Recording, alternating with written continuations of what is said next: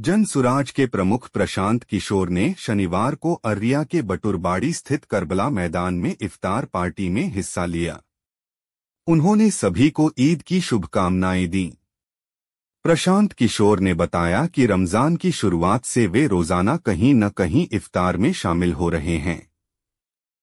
उन्होंने स्पष्ट किया कि वे किसी राजनीतिक एजेंडे के बिना सिर्फ मुस्लिम समुदाय के साथ इफ्तार में शामिल होने आए हैं।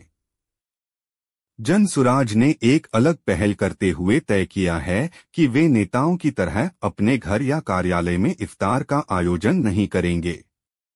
इसके बजाय वे गांवों और कस्बों में आम लोगों के साथ इफ्तार करेंगे। गांव के लोगों के साथ ही रोजा भी खोलेंगे। पिछले 28 दिनों में वे विभिन्न स्थानों पर लोगों के साथ इफ्तार में शामिल हुए हैं। पिछले एक महीने से करीब एक महीने से जब से रमजान का महीना शुरू हुआ है तो हर दिन के कार्यक्रम में शाम का समय हम लोग इफ्तार के लिए रखते ही हैं। जहाँ कहीं भी इफ्तार होता है मौका मिलता है वहाँ जाने का अवसर मिला है। इफ्तार के दौरान मैं कोई राजनीतिक टीका टिप्पणी नहीं करता हूँ, तो यहाँ पर भी कोई राजनीतिक टीका टिप्पणी नहीं करूँगा। आज सुबह में भी प्रेस कॉन्फ्रेंस करा है, यहाँ से जब निकलेंगे उसके बाद भी आपके लिए उपलब्ध है बात करेंगे। यहाँ पर विशुद्ध तौर पर सिर्फ और सिर्फ अपने मुस्लिम साथियों के साथ इफ्तार में शामिल होने आए हैं। यहाँ पर कोई राजनीतिक टीका टिप्पणी नहीं करेंगे। सीमांचल के क्षेत्रों में ही, सीमांचल के क्षेत्रों को ही आपने क्यों चुना, उसमें भी अररिया? नहीं, सीमांचल के क्षेत्र को नहीं चुना है। रमजान को तो करीब आज 28 दिन हो गए और हम लोग तो पूरे बिहार में हर जगह गए हैं। ज्यादातर नेता या दल अपने घर में या अपने कार्यालय में इफ्तार आयोजित करते हैं और वहां पर लोगों को बुलाते हैं।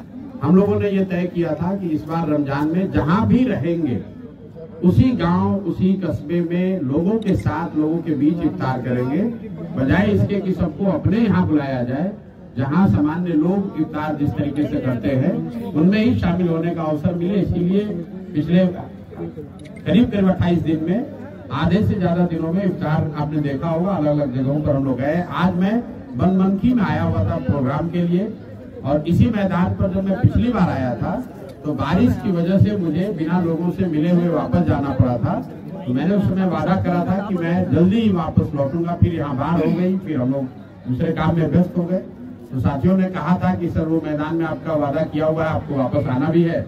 तो बनमनखी में आज प्रोग्राम था, इसलिए वहाँ से चलकर यहाँ आए। सर वक्त पर जाना चाहिए, वक्त दिन पर जो कुछ हुआ, आप वहाँ पर गए भी पटना के गर्दनी बाग में, तो आपको क्या लगता है? देखिए, गर्दनी बाग में जाना एक सिंबलिज्म है। मुस्लिम संस्थाओं ने एक धरना आयोजित किया था, तो जो लोग भी वक्फ बिल के खिलाफ में हैं उनका वहाँ जाना बनता ही है। लेकिन महत्वपूर्ण बात यह है कि जो वक्फ पे कानून आ रहा है उसको समझने की जरूरत है। सही गलत में पड़े बगैर एक बार को सही और गलत के डिबेट में मत पड़िए। लेकिन अगर आप हिंदू भी हैं, अगर आप किसी धर्म, किसी संप्रदाय के हैं, तो आपको ये ध्यान देना है इस देश को बनाने वाले लोगों ने जो वादे, जो आश्वासन हम लोग के मुसलमान साथियों को दिया है उसको निभाना, उसको बचा कर रखना, वो आपकी हमारी सबकी जवाबदेही है। अगर आप हिंदू धर्म को भी मानते हैं तो हम लोग बोलचाल की भाषा में भी बताते हैं कि अगर हमारे बाप दादा ने कोई आश्वासन दिया है, कोई कमिटमेंट करा है, तो बेटा होने के नाते आपकी ये जवाबदेही है कि आप उन वादों को निभाने